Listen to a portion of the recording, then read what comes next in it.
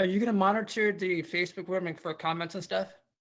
Yeah, I can go back and forth and do that. Yeah, just so we can keep track of that too. I think we're live now. I just heard a ding.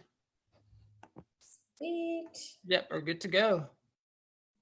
Awesomeness. And my video went out again. Uh-oh. All right, there we go. Hello, everyone. Good to be here. This Wednesday, beautiful. It's like 80 degrees where I am. A really nice Wednesday afternoon. Oh, sorry, that was me. Okay, no worries. All right, getting situated here. Okay, no worries. Too many tabs. All right. My bad. Hello, everyone. Happy Wellness Wednesday. So happy to be here and talk to you guys about this very important topic. As many of you know, well, if you don't know who we are, because gosh, we get so many new people every day. My name is Brittany. I'm a holistic nutritionist. I own Fresh and Fit Nutrition.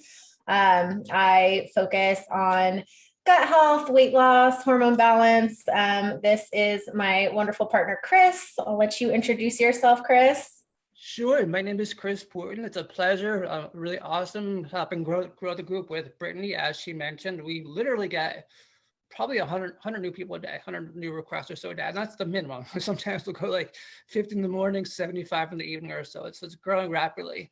And I've noticed over the past couple of days that a common topic that's come up is I've got Hashimoto's, thyroid concerns, thyroid, other kind of thyroid issues.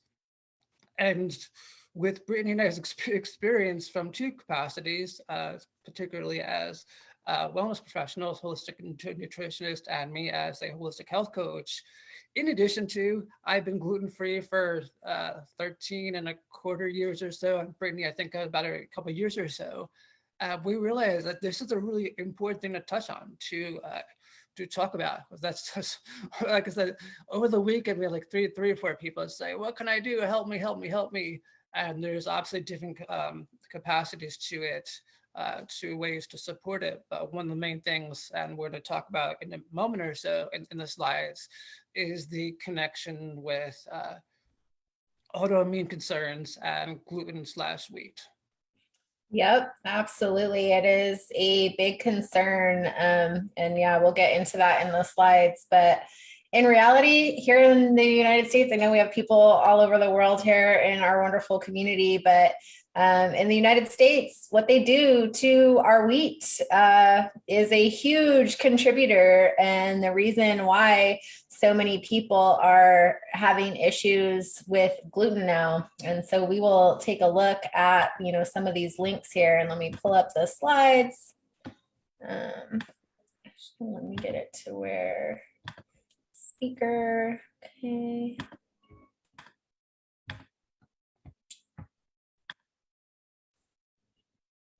So anytime that I have a client with autoimmune issues, we cut out gluten. I mean, it's what needs to be done. It helps tremendously. If you go to a conventional doctor, like one of my clients, she has rheumatoid arthritis. She asked her doctor, her endocrinologist, hey, should I cut out gluten and dairy? Oh, there's no proof that actually helps. Well, now that she's working with me, we've cut out gluten and dairy, and she's like, oh my gosh, I feel so much better. My swelling has gone down. My inflammation has gone down. I don't have as many joint problems. So if you're seeing a conventional doctor, they likely will tell you, oh, there's no evidence of that. But then you also have to keep in mind that most doctors, they don't understand nutrition, and that's why they write it off. They maybe have one nutrition course in medical school, which is sad.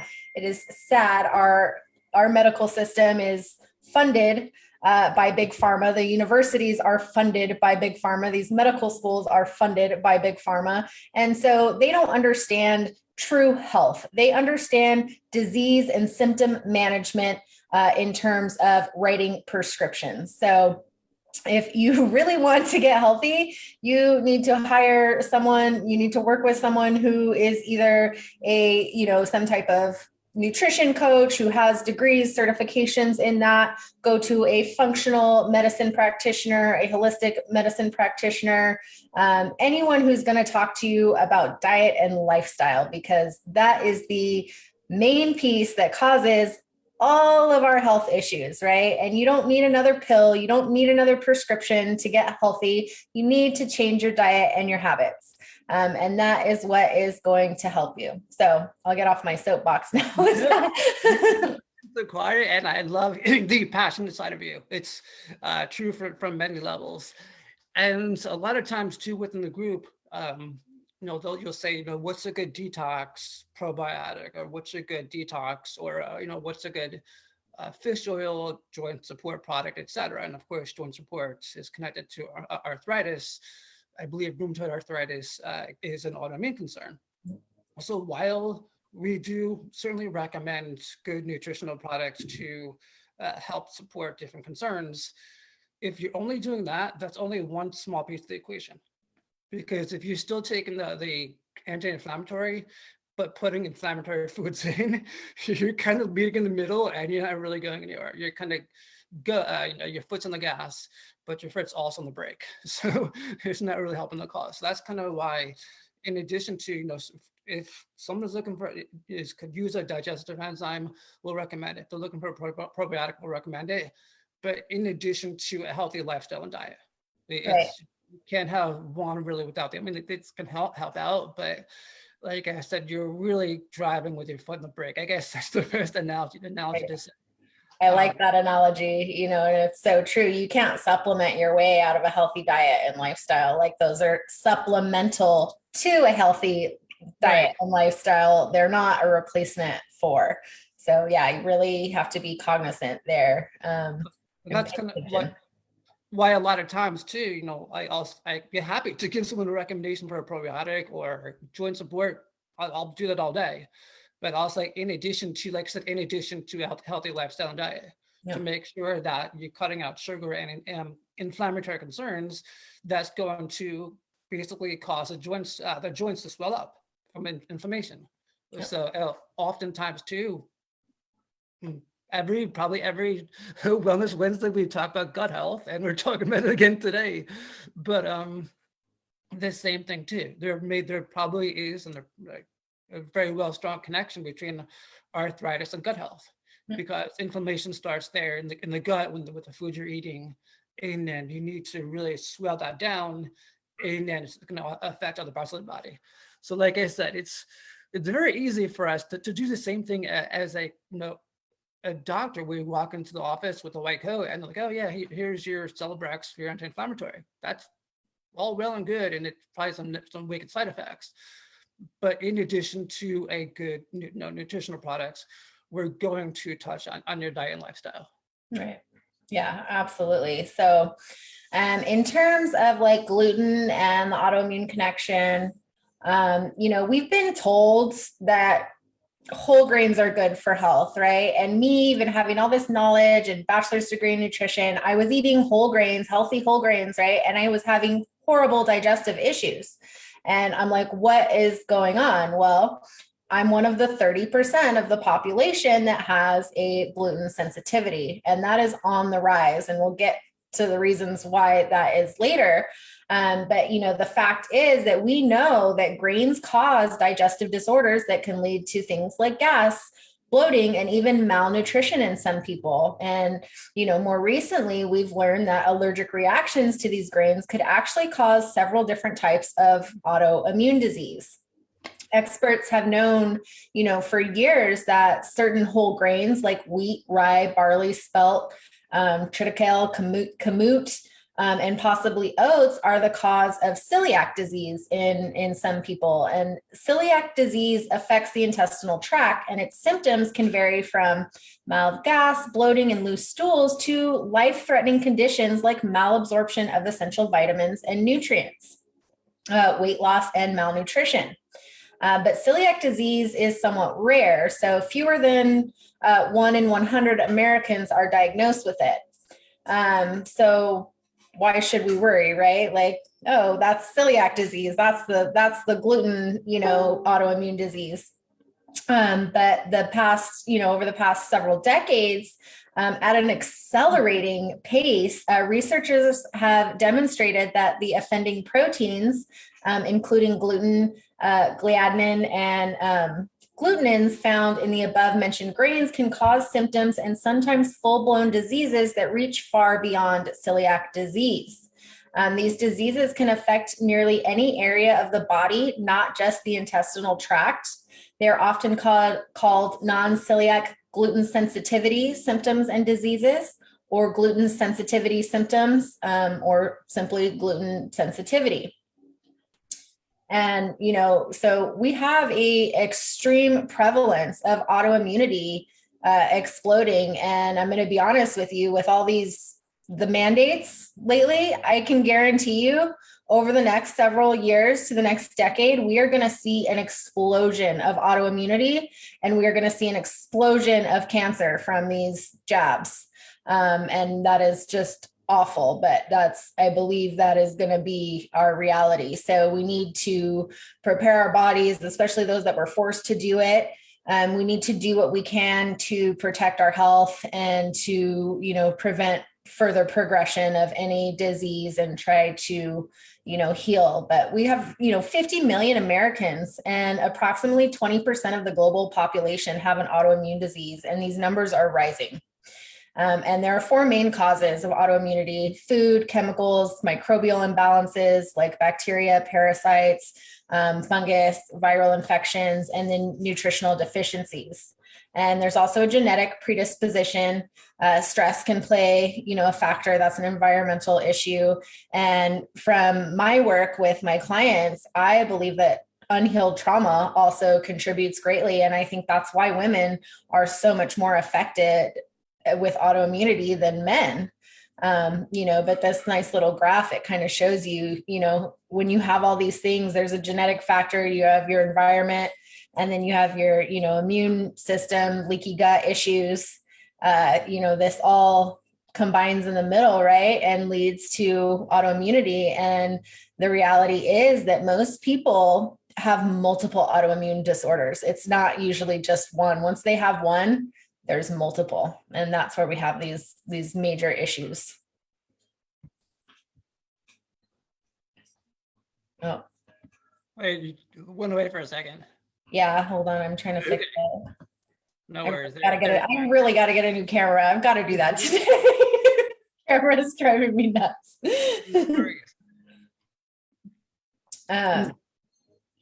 Yeah, go ahead. Do you have anything to say? I got some numbers here. Sure. I'll just kind of touch on that and this as well.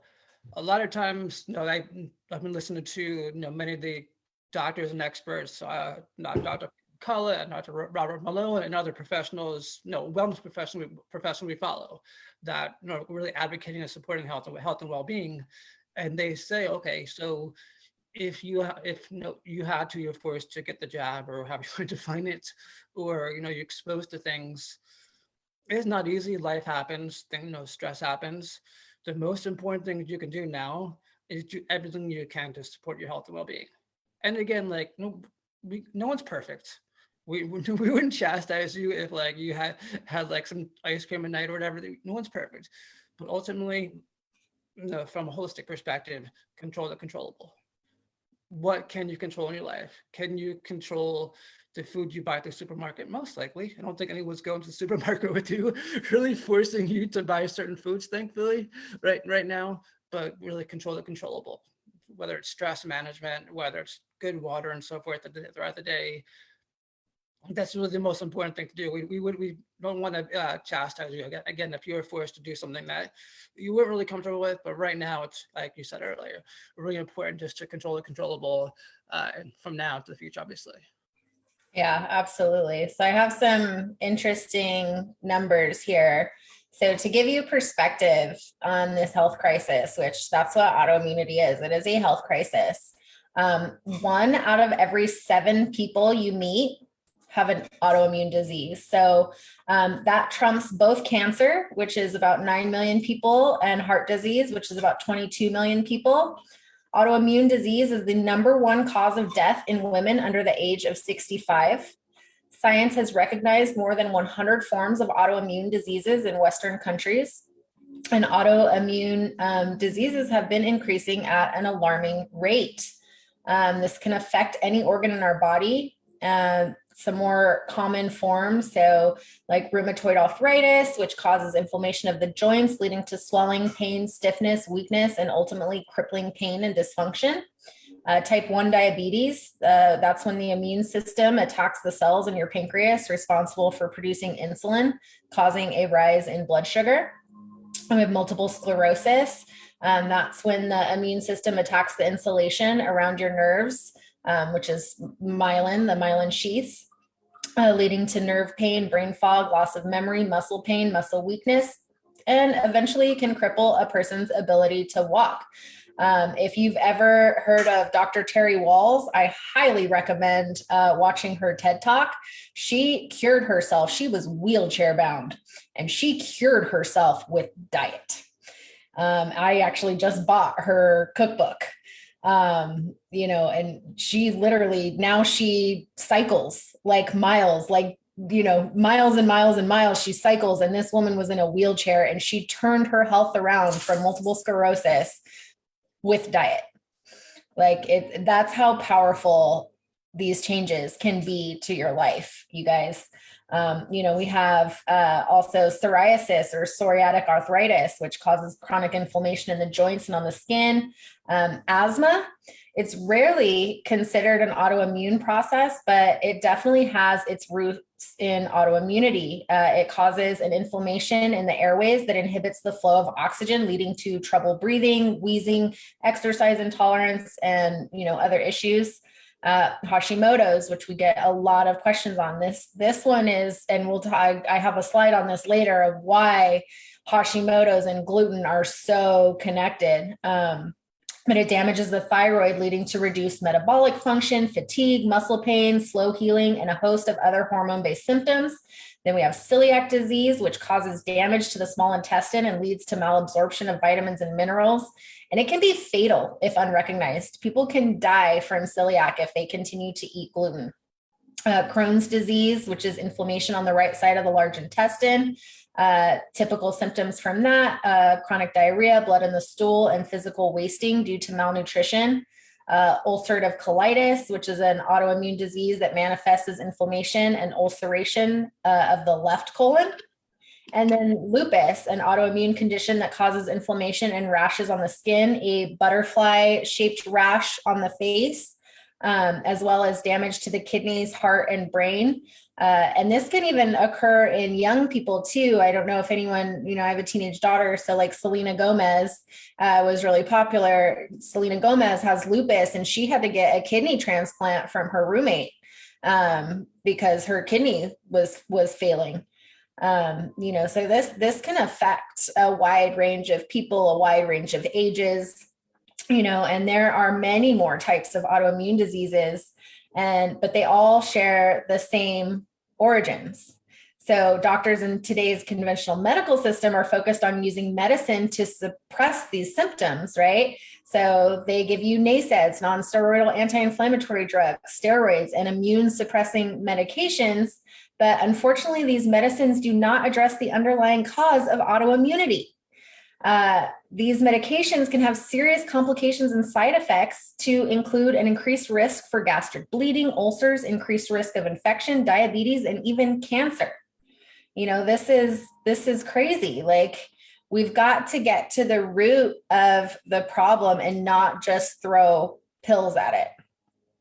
So, like we talked about, sorry to cut you off. Like we talked about a week or two ago, it goes back to inflammation. It's kind of what we touched on. It might have been a week or two ago, but inflammation in the body leads to diseases, and put a space in between, but you're not at ease, obviously.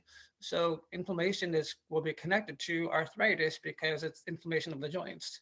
And obviously there are different types of arthritis, but it really goes back. So kind of our talks of kind of snowballs. You learn one concept and it builds upon the other. And inflammation is connected to autoimmune diseases because the body's constantly inflamed and the immune system just doesn't know what to do anymore. It's kind of confused, obviously. So it really builds upon that from one aspect to another.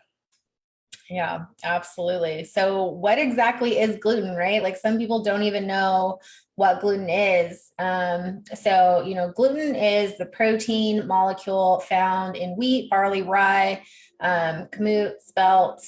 It's a sticky protein that binds to the small intestinal wall where it often causes digestive and immune system disorders. And this is whether or not you have an intolerance to it. There is 30% of the population that has a true intolerance to it. And then we have the 1% with celiac disease. But consuming gluten in this country, in the United States, can cause issues for anyone because of the way it's processed. And we'll get into that later. But it is a major factor in these, just like Chris was saying, in these inflammatory disorders of the gut, the immune system, the skin, and the nervous system. It is a very well known and researched cause of celiac disease, obviously, but research has shown that a gluten-free diet can actually help improve other forms of autoimmune disease. So studies have shown that a gluten-free diet can improve outcomes for kidney disease. So membrane proliferative glomerulonephritis, say that 5 times fast, IgA nephropathy, liver conditions like autoimmune hepatitis, which is fatty liver disease, nerve and brain neurological diseases like peripheral neuropathy, Guillain-Barré syndrome, myasthenia gravis, myopathy, schizophrenia, cerebral ataxia, vertigo, Meniere's disease, depression, ADD and ADHD, and autism. Heart disease like autoimmune myocarditis, dilated cardiomyopathy, skin diseases like vitiligo, psoriasis, eczema, dermatitis herpetiformis, epidermolysis bullosa, pemphigus vulgaris, alopecia areata, linear IgA disease, cutaneous vasculitis, erythema nodosum, and erythema evolutum. Oh my goodness. And chronic urticaria, which is like hives. Hormonal diseases, so endocrine, Addison's, Hashimoto's, Graves', type 1 diabetes, blood disorders, so hemolytic or aplastic anemia, leukopenia, thrombocytosis, anemia, pure red cell aplasia, thrombocytopenic purpurea, IgM deficiency, IgA deficiency, gastrointestinal diseases like GERD, eosinophilic esophagitis, gastritis, IBS, ulcerative colitis, and Crohn's disease, eye disease like uveitis, rheumatological diseases, so rheumatoid arthritis, lupus, reactive arthritis, ankylosing spondylosis, psoriatic arthritis, polymyositis, polymyalgia, rheumatica, undifferentiated connective tissue disease, fibromyalgia, and restless leg syndrome. Oh my goodness. Whoa, that's a mouthful. Yeah, that was a lot, but I found so many papers on the different diseases that they have researched that gluten can affect. There was a review paper in the New England Journal of Medicine, and it listed 55 diseases that can be caused by eating gluten.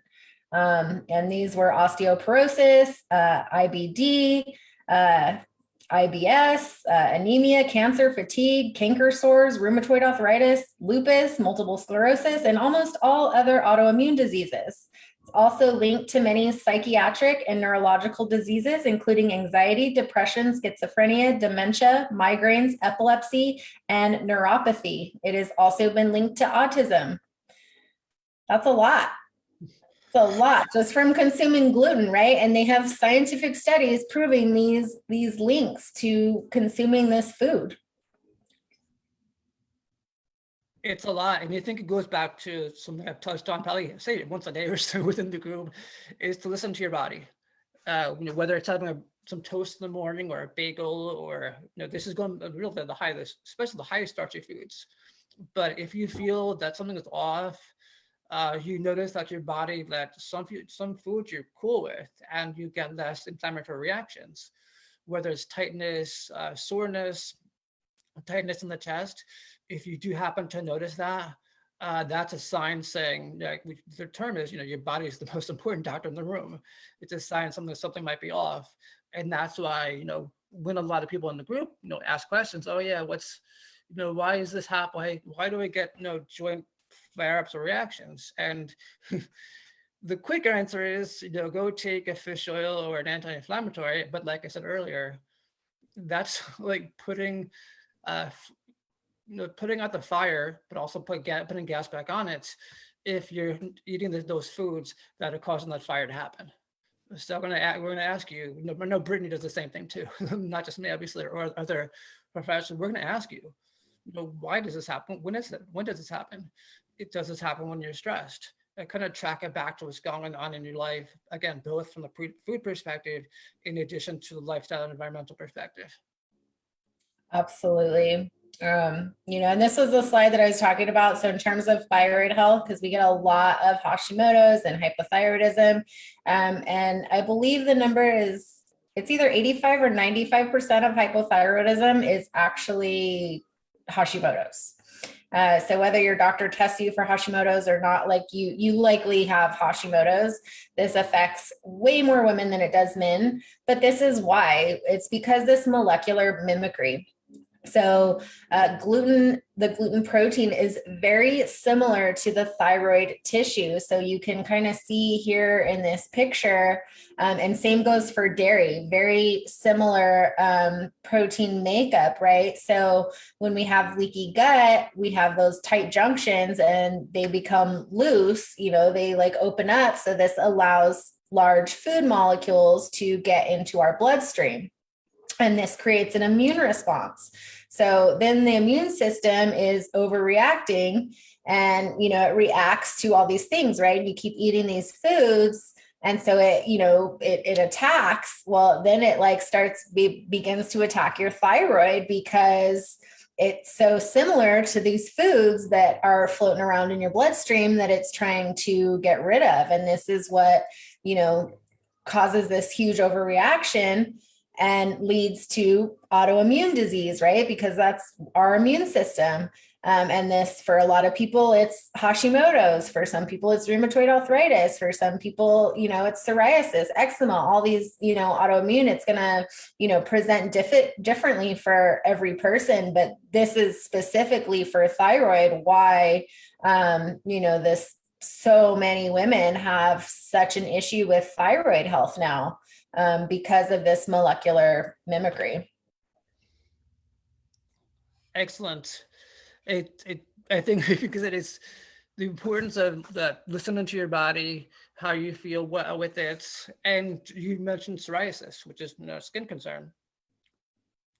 There are many aspects to our overall health and well-being, as we probably said often in the group as well. What happens in your skin, how your skin reacts, or how your skin looks, is often a reaction or a manifestation of what's happening in your gut and the insides. So okay, we can, if you want to, there might be good acne creams, and believe me, there are some awesome creams and lotions that do help support skin health, in addition to putting masks on. But from the overall body perspective, go back to your food, what you're putting it, if you literally fueling your body with. And it's, as Dr. Mark Hyman says, food is nutrients, food is information. So you're either basically giving good information or toxic information that's going to turn on genes or turn off genes. And it's that epigenetics. For sure. Even if you have, if you're genetically prone to developing an autoimmune disorder, you can prevent it with diet and lifestyle, with the foods you eat, because they will turn on the protective genes. They will turn off the damaging genes. Like, that's why we always constantly recommend a whole natural foods diet. Avoid the garbage in a box, bag, or with a barcode, because it's not real food, you guys. It's not the way God intended us to eat.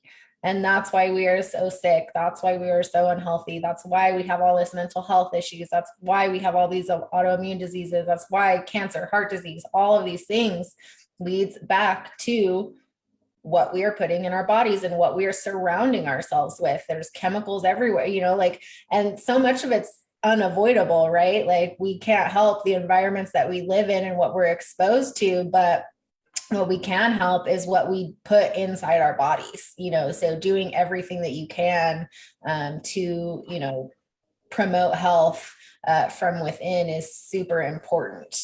And I have a little, so this is, I was reading a study on PubMed, and I'll just read you the abstract because I think it's very powerful. So the study was adverse effects of gluten ingestion and advantages of gluten withdrawal in non-celiac autoimmune disease. And this was a study from 2017. In light of the coincident surge in overall gluten intake and the incidence of autoimmune diseases, the possible biological adverse effects of gluten were explored. PubMed, Medline, and the Cochrane Library databases were screened for reports published between 1964 and 2016 regarding the adverse effects of gluten, as well as the effects of a gluten-free diet on autoimmune diseases. So what that means, so that this was a review, right? So they took studies all the way from 1964 to 2016. So these are these meta-analysis are some of the best studies because they look at all these different things, all these different other studies to come up with one solid conclusion. So in vitro and in vivo studies describing gluten intake in animal models or cell lines and gluten-free diets in human autoimmune diseases were reviewed.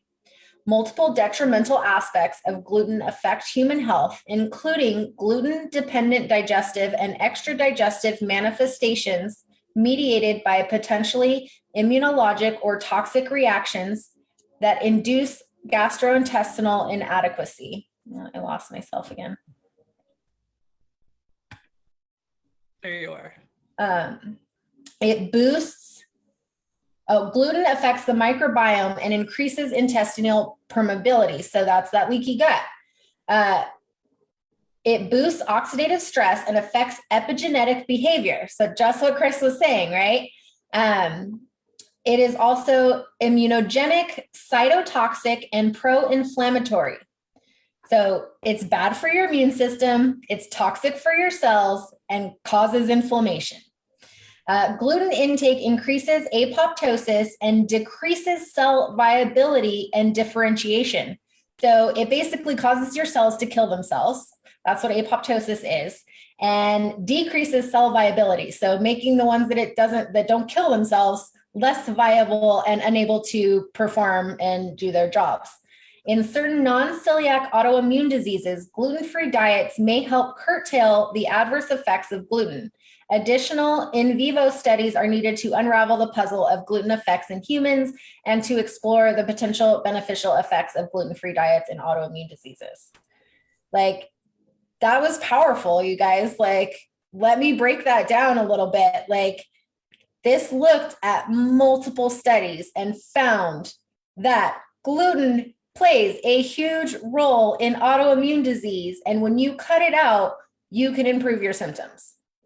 So anytime I have a client that has autoimmune, we cut out gluten first and then we go for dairy after that. I try not to overwhelm people with too much, restriction and cutting things out. And I think that gluten is a little bit easier to cut out because there are so many other options. And, but really when we're focusing on a whole foods diet, it's easy to get rid of. Absolutely. Gluten sensitivity. So Chris, let me ask you, did you cut out gluten because you have like a physiological reaction, or did you just notice that it improved your health from cutting it out? Good question. Yes. Let's go back to the little history story time here. Story time. Back in most of mid 2008 to late 2008, and I think this, just to touch on another aspect, I think it goes, I was stressed out at a job that wasn't satisfying financially and otherwise. And just life was weird, dude. There's nothing bad, but just life was stressful. And whenever I ate almost any food, especially high starchy foods, that screwed me up pretty bad. But even if I would have, like you said, even if I would have like whole grain, pretty thick and hearty bread, like multiple grains, it should otherwise be good, I would still feel funky. And then, I would have, maybe a chicken or a steak or something. It was relatively okay. I would still feel funky. And again, I was just happening with almost everything I ate. I just couldn't handle. And it probably goes back to stress, maybe trauma that might have contributed. And my aunt, who's a nutritionist and a chiropractor in New York, she knows me. She knew what's going on in my life, and she really recommended for my mental, emotional, and physical health to do a detox and cut off gluten. So I actually remember the first day that I did it. It was December 13th, 2008. I've got a weird memory like that. But I remember going to the health food store and just picking up my first couple of things.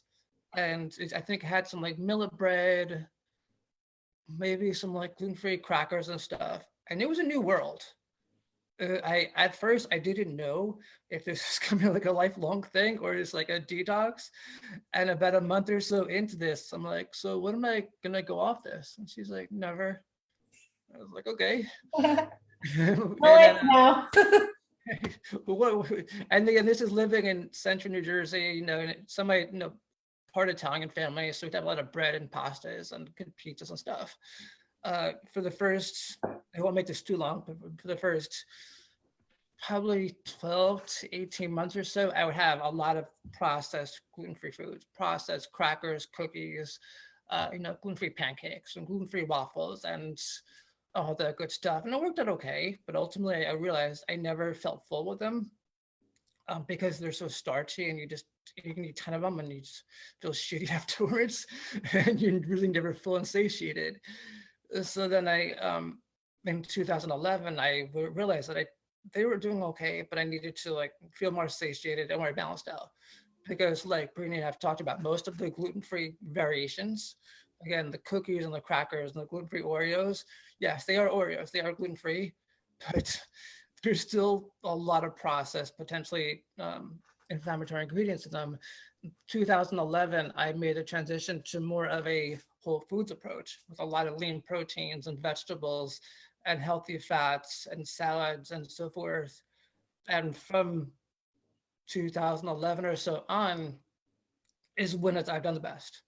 So it was kind of a two-part journey from feeling like crap with whatever I ate, so going gluten-free, and then just really realizing that my body thrives on whole foods, not necessarily just the gluten-free crackers or the gluten-free bread that you get at the store. There are good ones that are fiber-based, and you can actually like with the bread, and I've heard Dr. Hyman talk about this. With the bread, you want it to be like thick. You want it to really substance to it. Wonder breads and a lot of the really white breads, it's like marshmallow. There's no consistency. You can just like crunch it up. There's nothing there. But with a good one, you want it to be really, really thick and hearty, with full of nutrients, not just nothing there, obviously. Yeah, absolutely. Those just because it's labeled gluten-free does not mean it's healthy. It has a label on it, so that should tell you something right there. But gluten sensitivity, like I mentioned, affects 30% of the population in the US, but only 1% of the Italian population. So, and you can look at this graphic and see signs that signs telling you that you are gluten intolerant. I will say I had irritability, I had eczema, I had headaches, I had brain fog, I had fatigue, I had IBS, all kinds of digestive issues, anxiety, depression. I was on medications for those. I had almost all of these symptoms, right? But why is gluten so bad for our health in the US? And so, there is a farming technique that they do here called crop desiccation. And then there's also glyphosate. I don't know. It's pretty big here. I don't know if you've ever heard of Roundup, right?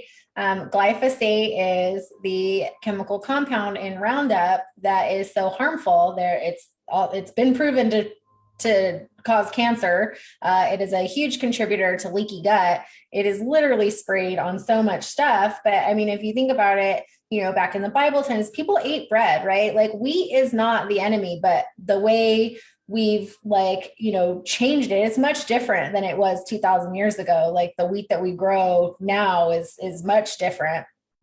And, so it's, research shows that less than 1% of the Italian population, and that's because it's different.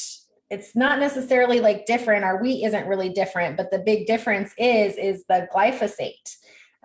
So there's no GMO wheat grown. Like wheat is not genetically modified. So, we don't have to worry about that. But non-organic wheat fields here in the US are soaked in this Roundup, this glyphosate right before harvest. And that's what the desiccation is. And it accomplishes, it makes the wheat die early and go to seed, which increases production. So it makes those seeds like pop out. And it kills competing ryegrass and other weeds, which makes it easier to harvest. So these guys literally wear hazmat suits and they go out in the fields and they spray this toxic chemical on the wheat, and then they harvest it, and then it's shipped off to be made into bread, crackers, all this stuff for us. So not only, is wheat so different, and it's a completely different, just like corn is way different now than it used to be, right? Than traditional corn.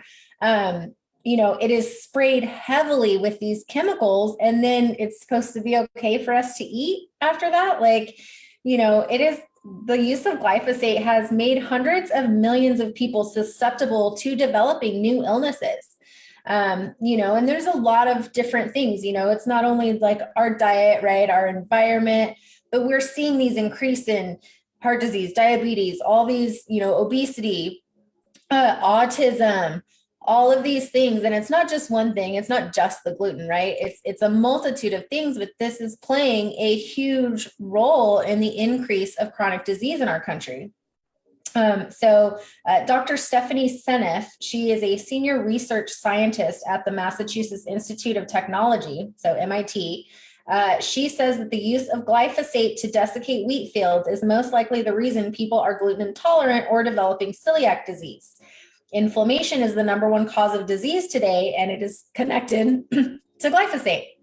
So that's another thing causing inflammation in our bodies. So, even if you're not gluten intolerant, even if you don't have an autoimmune disease, gluten is not the best choice of food to consume. And I don't recommend, if my clients aren't gluten sensitive, I don't say like cut it out, because I know that's hard for a lot of people. But honestly, if you really want to be healthy and you really want to truly nourish your body, you're going to greatly limit it, and you're going to make sure that you're only getting organic, that you're doing these, at least picking the good products, right? And making sure that you're avoiding all this stuff that is sprayed with this toxic chemical. And that goes for our produce too. You guys, this is sprayed on so many foods. So when you can, go organic. I know it's not always affordable, and there's not always like a ton of options either.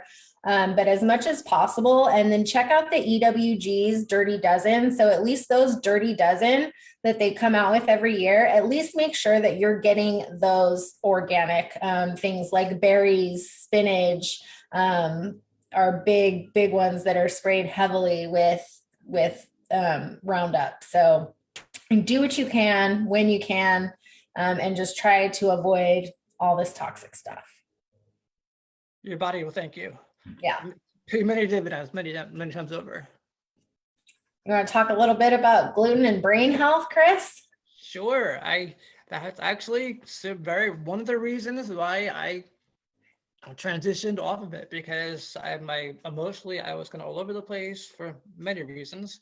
But we've realized many times over, both from the scientific perspective, in addition to the personal perspective, there's the saying that grain brain, to again listen to your body when you how you feel after you eat certain foods. Some people, their gut is rocking and things are going well in their life, and they don't really have that many stresses that are really affecting them. They're able to manage things really well. That's great. God bless you. Stay on the good path to it. Other times, gluten kind of really affects someone's brain health, such as what's listed here.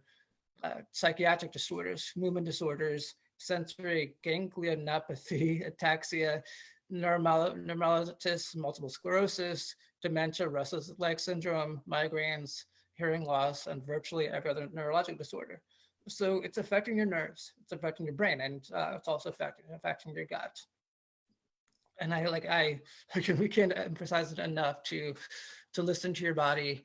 I think there's, I don't know, I don't know if it's exact, but probably close to 70, 60, 70, 80% of people with emotional or mental health concerns, whether it's anxiety or depression of some sort, may have a allergy or sensitivity to gluten.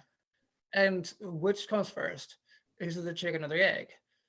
Do you have a gluten sensitivity, which then causes it? Or like Brittany said, does your trauma affect, which is very, very, very possible and obviously true, trauma affect your gut's ability to function properly, which then causes your body not to be able to break down gluten and then cause that.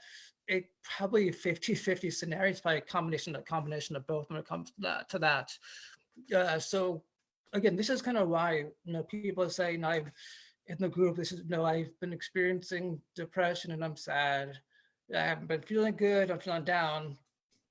Oh no, what can I do for energy, or what can I do to feel better? The easy answer is, like I said before, is to go and to give you a pill or vitamin or energy booster. That'll help out a little bit, but taking the whole holistic perspective and the nutritional perspective of the person that's why we're going to ask you, what is your diet like? Do you let us sugar, gluten, or dairy? It's always going to like the 1, 2, or 3 from a nutritionist and health coach perspective. Do you eat a lot of these 2 things?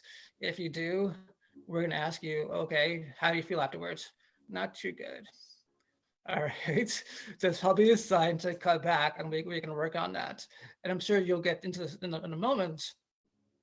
But from a personal perspective, in addition to a professional perspective, I understand, I'm sure you do too, that telling someone that, okay, this is going on, you're gonna have to cut back on something, it's gonna be overwhelming, especially if it's a staple in your diet. Like, we're not gonna ask you to go from like kindergarten to 8th grade in a week. As far as cutting it out, there may be a reason to do a big overhaul for some people, but most importantly, you don't have to go it alone. We've been there. I have. Brittany's been in there, professionally, personally as well. So even though it is very overwhelming, like again, you're not going from kindergarten to high school or 8th grade in a week or 2. That's why support is available to help in the process, because it can be. It's like, okay, what do I eat in the store anymore? What do I buy? What do I have for dinner? If you're so used to having pasta for dinner, or like a hamburger and a bun. Well, of course, that's what I do. That's how I have it. Is there any other way? So there is support available to help in the process. And we'll say it again probably tomorrow to you, but I'm sure you can emphasize that as well. Yeah, absolutely. Like there's certain clients where we kind of ease into eliminating things, and then there's other clients. It depends on their readiness too, and then there's some clients that are like, I'm done with feeling like this, and we go full blown elimination diet. Right out the gate. It just really depends on the person, on the symptoms, and what their level of willingness to fight through this, because I've done it myself. I went through a tough elimination diet, and so did you, right? And it's not always easy, because you're like, what am I going to eat? There was one day I didn't prep ahead, and I ended up on my daughter's bedroom floor, like crying. I was like, I'm so hungry, and there's like nothing that I have to cook, and I just want to grab something, and I just, she's like, are you okay? And I'm like, no, I'm not okay. But that's why I have the program that I have now, right? Like, so to be there to support, my clients in going through that process, because it's not easy sometimes, but you do get to a point where you're like, I don't want to feel like this anymore.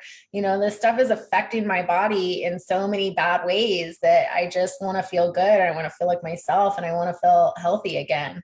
And especially with mental health, So what happens is, many individuals, their immune system gets so overworked from gluten sensitivity and other environmental challenges like toxins, parasites, vitamin D deficiency, which we talked about a lot, and trauma, that they can have these severe immune reactions that last months after one provoked exposure. So this means that consuming gluten on one day can cause an inflammatory assault that could last 2 to 3 months afterwards. Gluten stays in your system for a very long time. It's a sticky protein. It likes to stick and it stays in the body. This is why it's so critical to be as strict as possible when avoiding gluten and other inflammatory irritants, because it stays in them. So people, will tell me, oh, well, I try to avoid gluten, but I have it on the weekends. I'm like, well, then you might as well just eat it all the time. Either cut it out or eat it, because this occasional stuff, it really doesn't work. It causes this inflammatory response. Every time you cheat just once, if you cheat once a month or whatever, it causes this whole inflammatory response and kicks you back to where you were before. So it's really critical to, make sure that if you are going to do this, to do it properly and do it right. I've listened to, multiple functional medicine doctors talk about gluten and mental health, right? And anxiety and depression. And I tell you guys, it affects the brain so much. I mean, look at this, 73%. So 3 out of 4 people with a gluten sensitivity, so that's that 30% of the population, have a lack of blood flow to their brain from consuming gluten.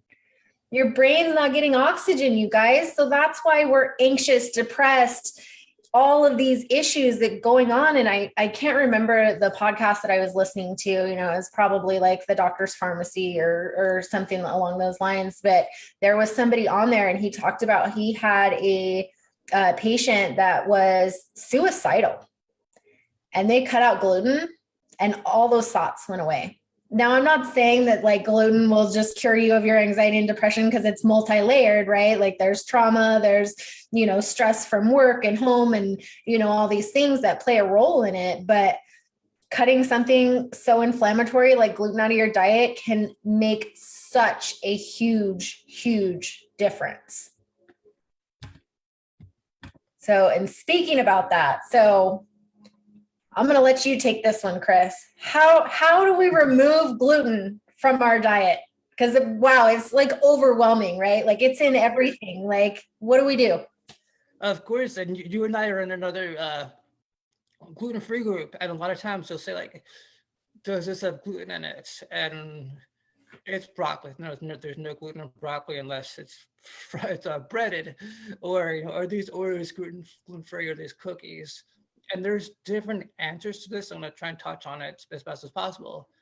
If someone's very sensitive, has really strict celiac, they might have to have something cooked under a different surface than if you're just really then it's not as bad. Ultimately, I like to take the crowd out perspective. So instead of you're going to crowd out the gluten foods with more healthier foods. And what is healthy, man? Of course, it could be relative statements, but really going back, I know many times when doing elimination diets, Whole30 is popular because it works and it's what the body thrives on. And you don't just do it for 30 days and just go back to what you're doing, but really incorporating many whole foods, fruits, vegetables, leafy greens are great for vitamin K and magnesium and other minerals and vitamins. But really going back to the basics.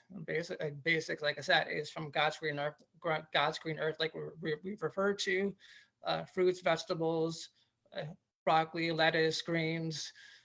As best as possible, especially from an inflammatory perspective, is to really try to cut back on white foods. And this is not a racist food thing, just a joke there. Often unless it's cauliflower, right? You have lots of cauliflower. Exactly. But white foods, a lot of the white foods are high in starch. So breads, pastas, rice, potatoes, they're going to spike your blood sugar. And again, from an inflammatory perspective, spiking blood sugar is going to cause inflammation in the body. You're going to get a really nice spike in metabolism energy. You're going to crash, and then you're going to continue the process with that. It might cause no more issues down the line from blood sugar perspective, in addition to a potential liver perspective. So if I think from the ultimate basics, try to just incorporate more salads or something, and you can put some olive oil and vinegar and clean dressings on it that are low in sugar as well, because going back to inflammation talk, because sugar is going to cause an inflammatory reaction for many people. So I think, like I said, I think the most important thing is just to crowd out that gluten with semi-autoimmune protocol Whole30 approach, just a lot of whole foods. And again, it's easy for me to say, but that's what we're here for. It's going to help support you in the process. Yeah, absolutely. And I'm right there with you. Instead of what can't I have, let's switch that mindset. Let's focus on all the yummy, delicious, nutritious, healthy foods that you can include in your diet, right? There is so many wonderful fruits and vegetables that you can eat. We want to focus on quality protein, which would be like grass-fed, organic, pasture-raised, wild-caught.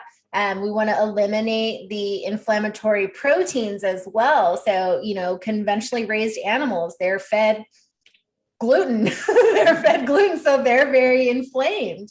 And that passes on to us. They have a messed up fatty acid profile. So when we do eat meat, we want to focus on, those healthy quality sources of meat, along with lots of fruits and vegetables, healthy fats, avocado, ghee, butter if you can tolerate dairy, coconut oil, olives, those good quality sources of fat, salmon, wild caught salmon, can be count as your protein and your healthy fat.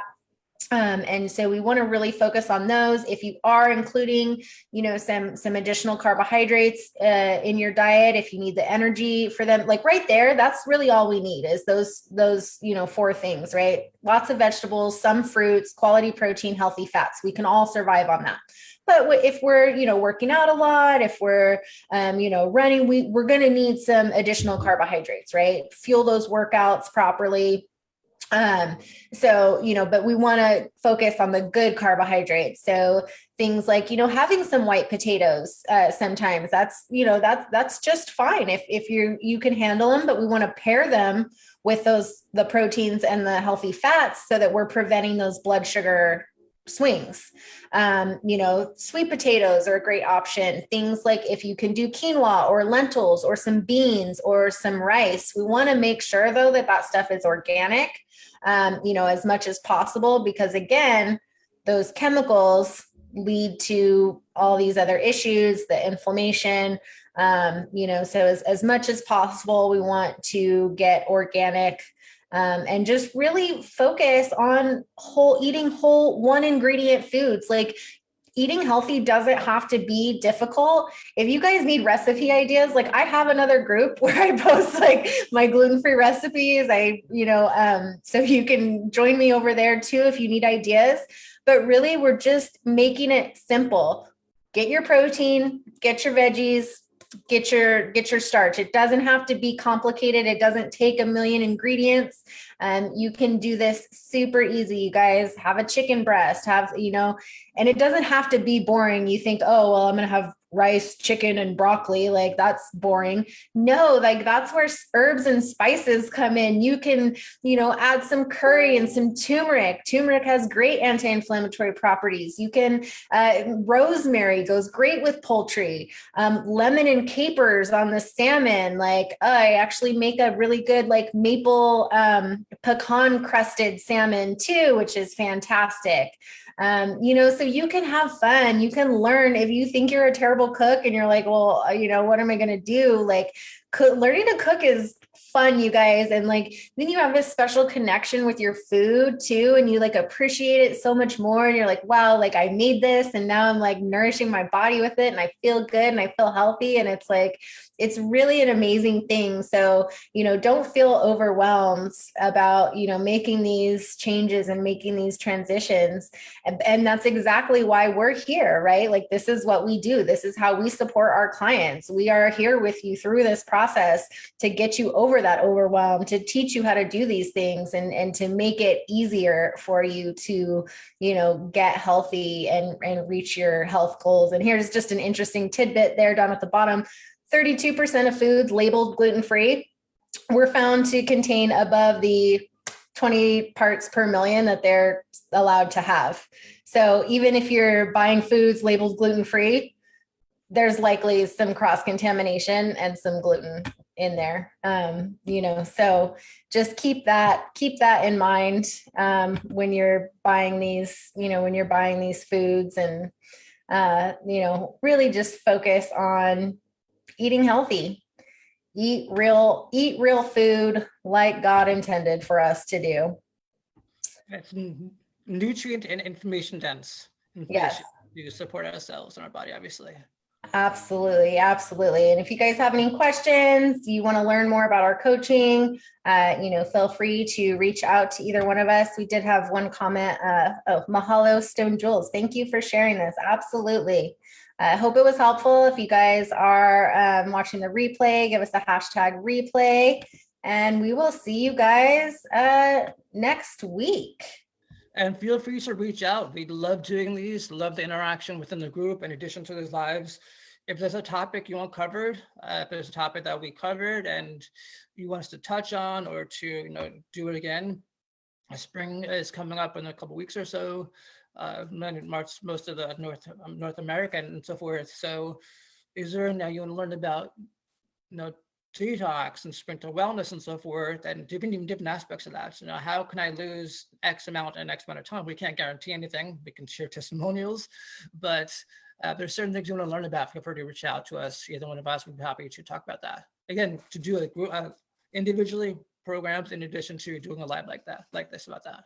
Yeah, absolutely. We do have something in the works right now for spring that we're really excited to bring to you guys. So I hope you guys have a great rest of your week, and we'll talk to you guys soon. Sounds good. Bye.